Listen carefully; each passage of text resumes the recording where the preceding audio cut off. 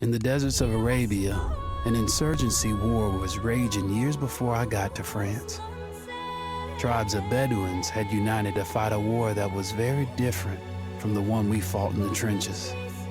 Using small, mobile units, they challenged the might of an empire, and they were rallied around the ideas of a single, influential warrior. Ideas of freedom and change.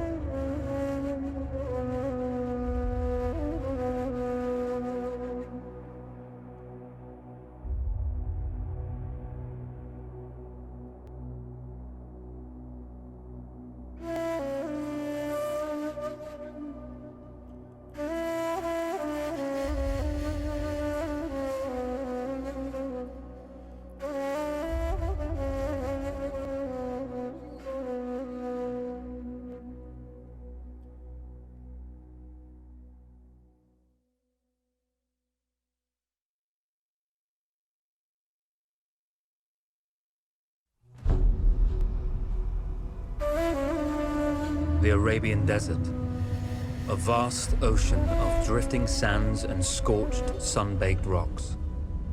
Beneath these endless dunes, oil, the lifeblood of our new mechanical century. For more than 400 years, the Ottoman Empire has ruled these lands, controlling all that's to be found here. But the Ottomans do not rule unopposed. Small bands of Bedouin rebels have united to overthrow the empire. They strike without warning and then vanish into the desert. Fighting alongside them is a lone British officer whose exploits have earned him wide renown. The world has taken to calling this man Lawrence of Arabia. In the desert, you rely on good planning, but you also hope for a dash of luck.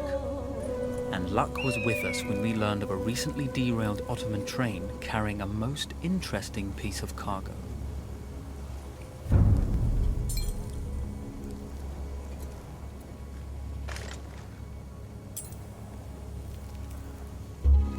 A small patrol had joined the Ottomans who survived the crash. Together, they guarded the wreckage and waited for reinforcements.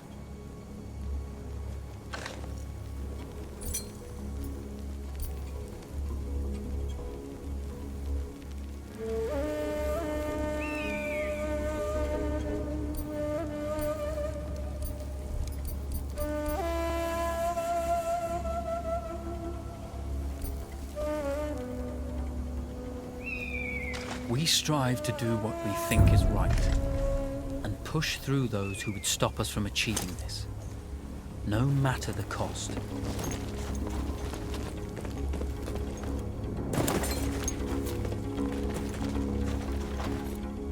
A lone fighter has just one advantage over a large enemy force. A lone fighter can move unseen.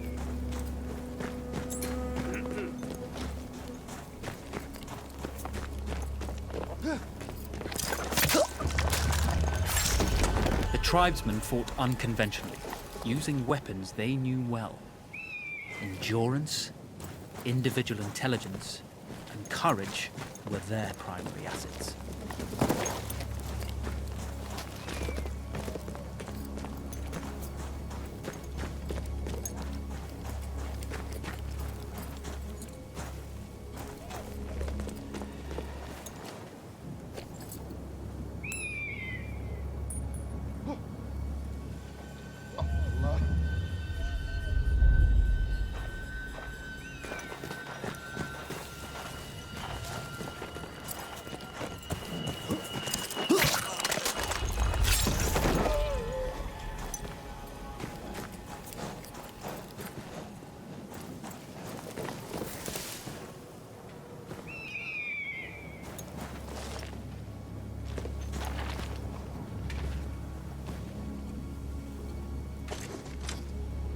When your enemy has better weapons and better equipment than you, steal from your enemy.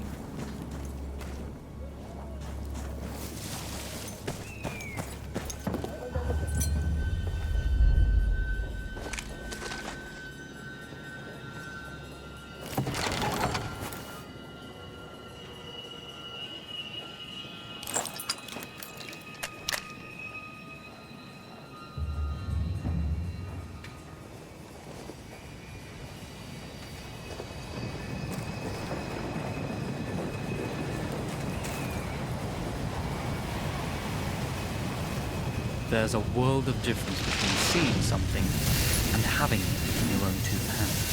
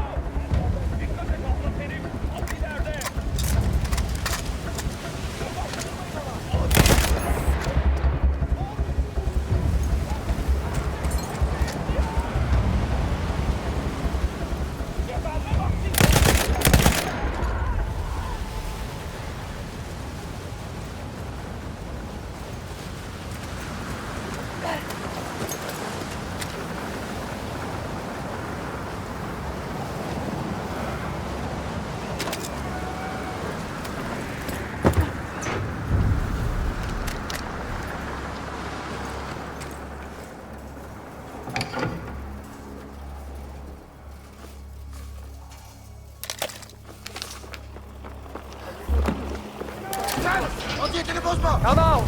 It's over.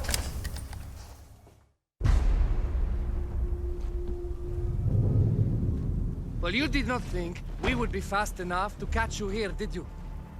Lawrence of Arabia.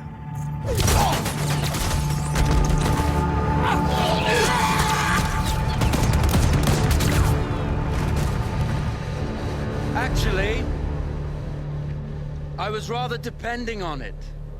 Lawrence. Well, this is very clever. Now the hunter becomes the hunted. So who might you be? How enchanting you are, my dear. Ahmed. I'll show you enchanting. If it weren't for you, I'd be free. Free, is it? You'll be free when you're dead. And I'm happy to tell you, the Empire intends to grant you all this freedom very soon. Even now, an engine of destruction scours this desert, obliterating your allies, your families, your homes. Soon there will be nowhere to run. Nowhere to hide. Soon all that you know, and all that you love, will be ashes. You will all be free to die. Oh. Ah, you animal! Zara.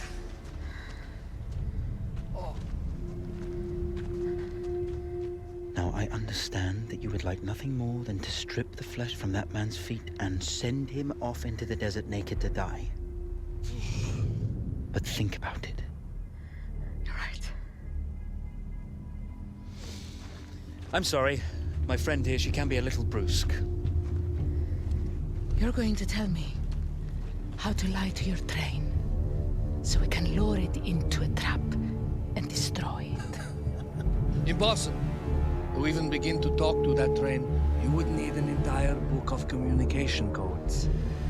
Oh, like this one, you mean? You can never stop the progress of machines! One day, the whole world will take your lands and the precious black gold beneath its sands. We shall see, my friend.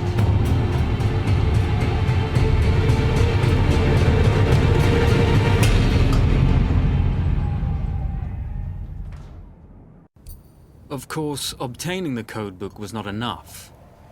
To destroy this Iron Dragon, this Canavar, as the Ottomans had named it, we had to send it 3 encrypted messages telling it to stand down. There were Ottoman outposts scattered along the railroad tracks. The commanders there carried high-priority message capsules. We had to use those to send our orders. Infiltrating the village wouldn't be easy. A full detachment of Ottoman soldiers had occupied it. The Ottomans had chosen an isolated location for their desert outpost. It seemed lightly defended. It was also well stocked with arms and equipment. The ancient ruins were all that remained of a civilization now lost to time. The Ottoman Empire brought in the modern world with a host of armored vehicles and field guns. 3 commanders to eliminate, 3 personal message capsules to be stolen, and then sent with our false orders. How Zara tackled this dangerous and audacious mission was up to her.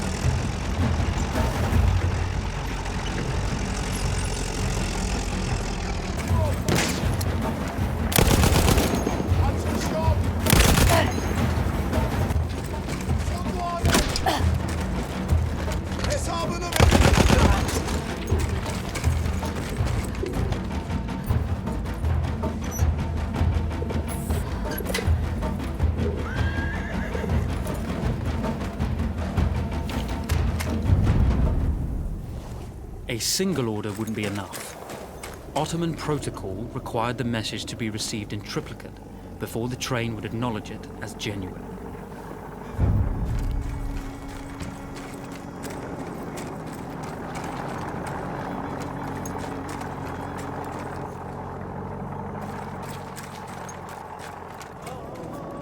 The Bedouin treasured their horses, and in return, those animals granted their riders unparalleled speed and mobility.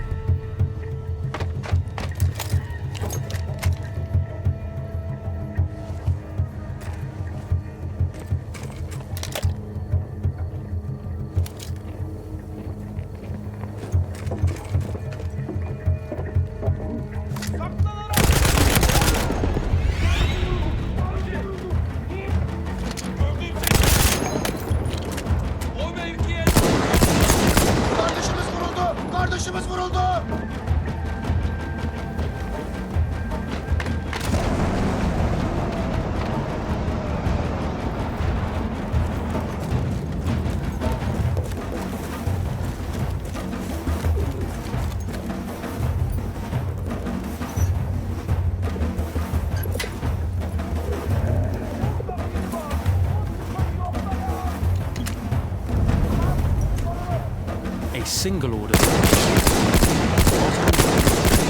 the message to be received in triplicate before the train could acknowledge it as genuine.